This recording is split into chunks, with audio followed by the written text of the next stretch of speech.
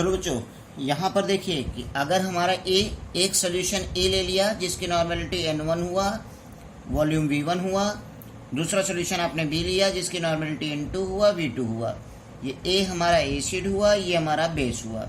अब इन दोनों को मिला करके ये सोल्यूशन हमने बनाया और ये सोल्यूशन कम्प्लीटली आपका क्या हो गया, न्यूट्रल आ गया। इस न्यूट्रल सोल्यूशन में n3 और v3 यहाँ पर हमने लेट किया है। ये n3 को कैलकुलेट करना और v3 को कैलकुलेट करना, जो भी चीज़ें हों। v3 तो आप पता है कि कैलकुलेट करना हो तो भी, और नहीं तो आप जानते हो कि v1 प्लस v2 होंगे। तो ये अब इस कंडीशन के लिए जब वो कम्प्लीटली हो गया तो equivalent of a is equal to equivalent of v होगा, यानी n1 v1 is equal to n2 v2 हो जाएगा। पहला ये फॉर्मूला हो जाएगा, है ना। अब देखिए, अब इस सॉल्यूशन का अगर आपसे स्ट्रेंथ पूछता है n3, तो अब ये एसिड या बेस सॉल्यूशन का अगर इस मिक्सचर में एसिड या बेस सॉल्यूशन की स्ट्रेंथ पूछता है तो क्या होगा formula, n1 v1 minus n2 v2 अपन v3। जब दोनों सेम होंगे तो जीरो हो जाएगा और ये वैल्यू कितनी आ जाएगी, जीरो हो जाएगी। क्या हो जाएगी, जीरो हो जाएगी। हाँ, बट अगर इस सोल्यूशन में कहा कि साल्ट का स्ट्रेंथ क्या होगा, तब क्या हो जाएगा, n1 v1 और n2 v2 अपान v3 हो जाएगा। जैसे आप जानते हो कि v3 इज इक्वल टू क्या होगा, v1 प्लस v2, क्योंकि इन दोनों को ही मिला करके इसको बनाया गया है कि नहीं, इन दोनों को ही मिला करके इसको बनाया गया है। अब देखिए दूसरा कंडीशन की, जब वो कंप्लीटली रिएक्ट न करता हो, न्यूट्रलाइज न करता हो, तब उस कंडीशन के लिए देखिए कि if after mixing of acid and base solution not neutral solution will be formed, कोई न्यूट्रल सोल्यूशन वहां पर फॉर्म नहीं हो रहा है, then equivalent of acid is not equal to equivalent of base, n1 v1 is not equal to n2 v2। तो यहाँ पर दो कंडीशन हो सकती हैं कि n1 v1 n2 v2 आपका दो तरीके हो सकता है। एक हो सकता है कि n1 v1 n2 v2 से बड़ा हो सकता है, यानी कि तब वो क्या हो जाएगा, एसिडिक सोल्यूशन बनेगा। अब n1 v1 n2 v2 से छोटा हो जाएगा, देन क्या होगा, बेसिक सोल्यूशन। तब इस कंडीशन में आप देखिए कि n3 ऑफ एसिड अगर निकालना होगा तो n1 v1 minus n2 v2 अपान v3 होगा। अगर n3 ऑफ साल्ट निकालना होगा तो जो छोटा होता है वही लिमिट होगा, n2 v2 अपान v3 हो जाएगा। इसी तरीके से बेस के लिए देखिए, n3 बेस अगर बनाए n2 v2 minus n1 v1 अपान v3 हो जाएगा। n3 अगर साल्ट की बात करें तो n1 v1 अपान v3 हो जाएगा, n1 v1 अपान v3 हो जाएगा। क्लियर। अब हम लोग एक दो न्यूमेरिकल्स इसका सॉल्व कर लेते हैं। जैसे क्वेश्चन हमने यहाँ पर लगाया, ये क्वेश्चन क्या है, how many equivalents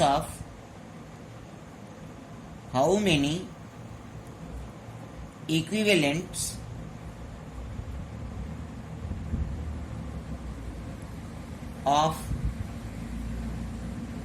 H2SO4, how many equivalents of H2SO4 are required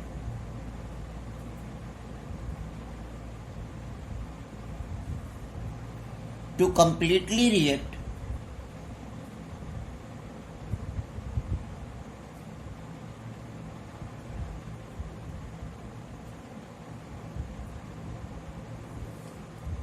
with 4 gram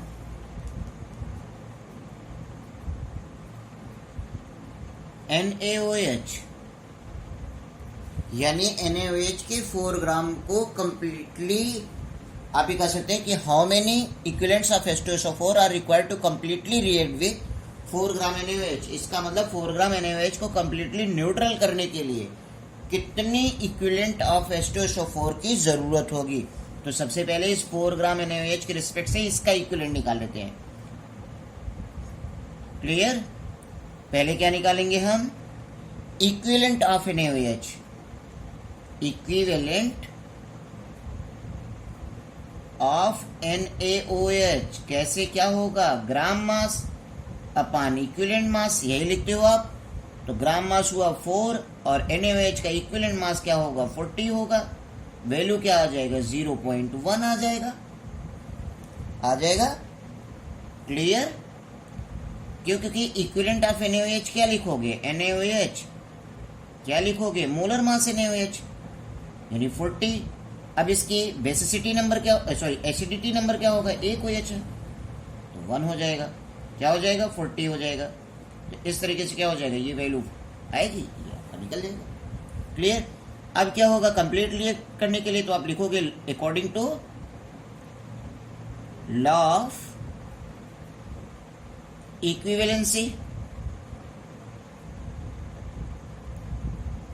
equivalent of NaOH equal to equivalent of H2SO4, यही आप लिखोगे। क्लियर, समझ में आई बात? तो इक्विवेलेंट ऑफ H2SO4 क्या हो जाएगा? 0.1 हो जाएगा आंसर। एक और क्वेश्चन को देख लेते हैं हम लोग। चलिए, कह रहा है यहां पर calculate the normality of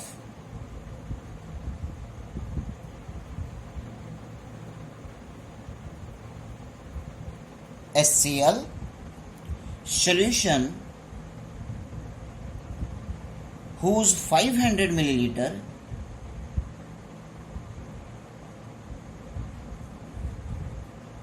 is utilized to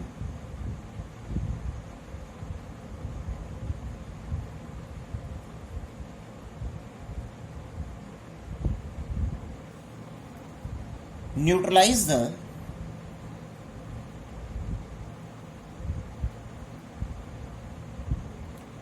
(1500 milliliter of N/10 NaOH। कह रहा है कि उसको कंप्लीटली न्यूट्रलाइज करने के लिए, तो सोल्यूशन क्या होगा हमारा? According to law of equivalency क्या लिखेंगे हम? N1V1 is equal to N2V2। अब हमें पता है कि N1 अगर हम N1 HCl के लिए लिख लें तो N1 निकालना है, 500 हुआ। N2 क्या हो गया? 1/10 हुआ, 1500 हुआ। तो अब इस N1 को निकालने के लिए क्या हो जाएगा? 1500 डिवाइडेड बाई 10 इंटू 500, 0 0 कैंसिल हो गया, 3 हो गया, यानी 3/10 क्या आ गया? 3/10। क्लियर, समझ में आ रही बात? सबको समझ में आ रहा है बेटा? ठीक है। तो इस तरीके से हम लोग क्या करेंगे कि मिक्सिंग ऑफ सॉल्यूशन को, इसको हम देख लिए कि अगर वो हमारा मिक्सिंग हो रही है सॉल्यूशन और वो रिएक्टिव हो रही है, तो ये यहाँ पर लॉ ऑफ इक्विवेलेंसी हमें मिलता है। और ये भी मैंने आपको बताया कंप्लीटली रिएक्ट कर रहा है, अब वो कंप्लीटली न्यूट्रलाइज हो, कंप्लीटली ऑक्सीडाइज हो, कंप्लीटली सब्स्टिट्यूट हो, जो भी रिएक्शन कंप्लीट का वर्ड आएगा, तो उन दोनों सब्सटेंस का इक्विवेलेंट वैल्यू नंबर क्या होंगे? एक दूसरे के इक्वल होंगे। इक्विवेलेंट वैल्यू नंबर क्या होंगे? एक दूसरे के इक्वल हो जाएंगे। ये बात ध्यान दीजिएगा। क्लियर, ये रहा हमारा मिक्सिंग ऑफ सॉल्यूशन। ये हमारा क्या रहा? Mixing of solution. अब यहीं पर एक और भी पॉइंट हम आपको बताना चाहेंगे। क्लियर, एन फैक्टर से रिलेटेड में कि इफ, ये ध्यान दीजिएगा, if X and Y, two reactants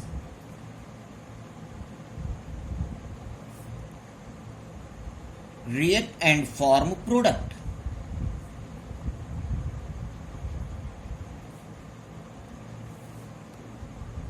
ठीक?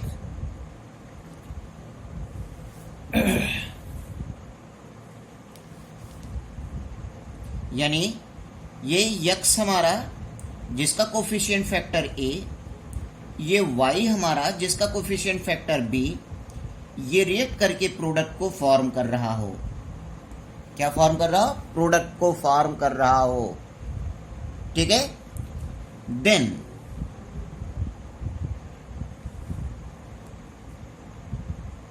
Coefficient factor of one reactants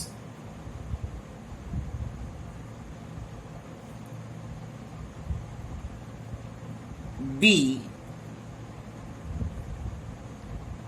n factors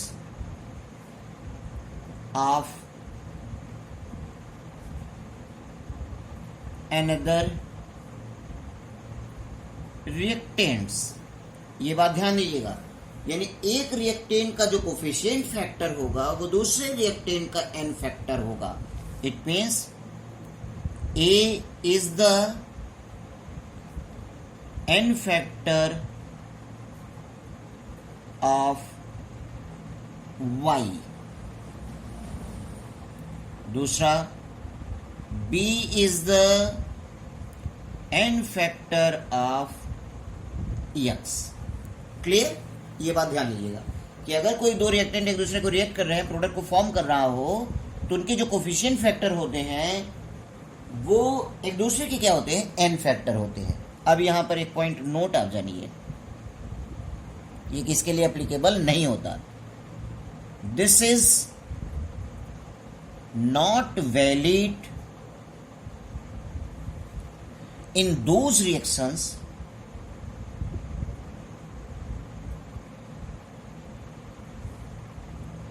in which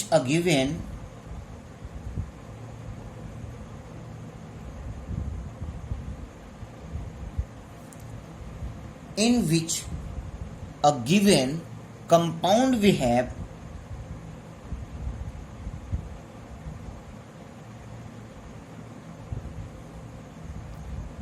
like acid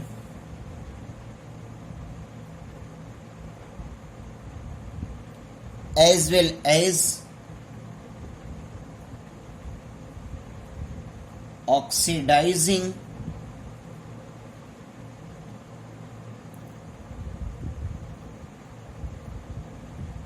or reducing